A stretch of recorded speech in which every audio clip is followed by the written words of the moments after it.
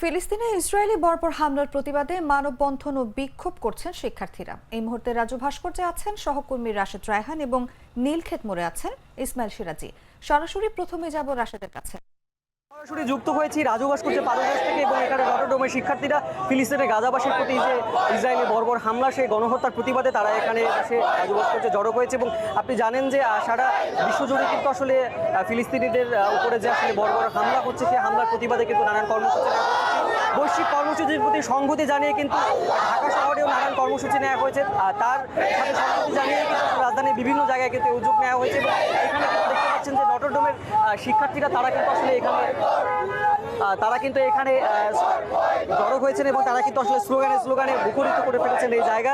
সেটাই কিন্তু আপনাদের সরাসরি দেখানোর চেষ্টা করছিলেন। আজ কিন্তু আসলে শুধু এই রাজু ভাস্কর্য নয়, ঢাকার বিভিন্ন জায়গায় কিন্তু আসলে এই কর্মসূচি রয়েছে। বিভিন্ন রাজনৈতিক দলগুলো থেকে শুরু করে ছাত্র সংগঠনগুলো এবং সাধারণ শিক্ষার্থী যারা আছে এবং তাদের যার যার জায়গা কিন্তু সবাই আসলে বিভিন্ন কর্মসূচি নিয়েছে এবং শহীদ মিনারেও কিন্তু আসলে একটি কর্মসূচি কিন্তু সেখানে হচ্ছে।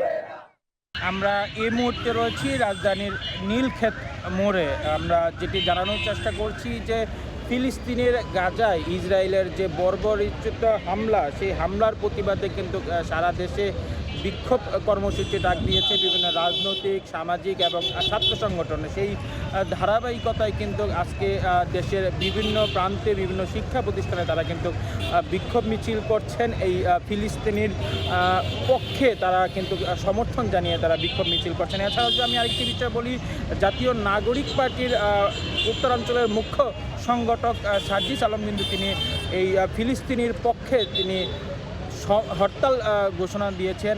সেই হরতাল আহ্বান করেছেন যেন কোনো রাজনৈতিক দলের নয়, যেন বাংলাদেশের পক্ষে একটি হরতাল আজকে পালন করা হয়, সেই বিষয়ে কিন্তু তিনি আহ্বান করেছেন। এছাড়াও আমি যদি আরেকটি বিষয় জানাতে চাই, রাজু ভাস্কর্যে মার্চ ফর প্যালেস্টাইন সেটি কিন্তু বিকাল 4টা থেকে শুরু হবে। এছাড়াও নাগরিক পার্টির পক্ষ থেকে জাতীয় জাদুঘরে বিকাল 5টায় একটি বিক্ষোভ মিছিল সেটি কিন্তু হবে।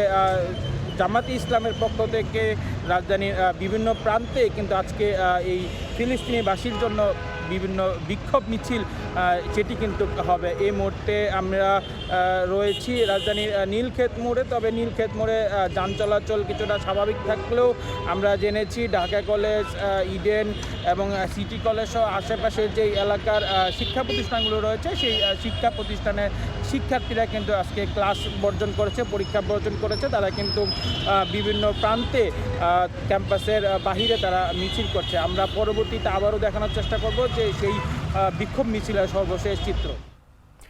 দর্শক, ফিলিস্তিনে ইসরায়েলি বর্বর হামলার প্রতিবাদে মানববন্ধন ও বিক্ষোভ করছেন শিক্ষার্থীরা। আমরা এতক্ষণ সরাসরি যুক্ত ছিলাম সেখানে।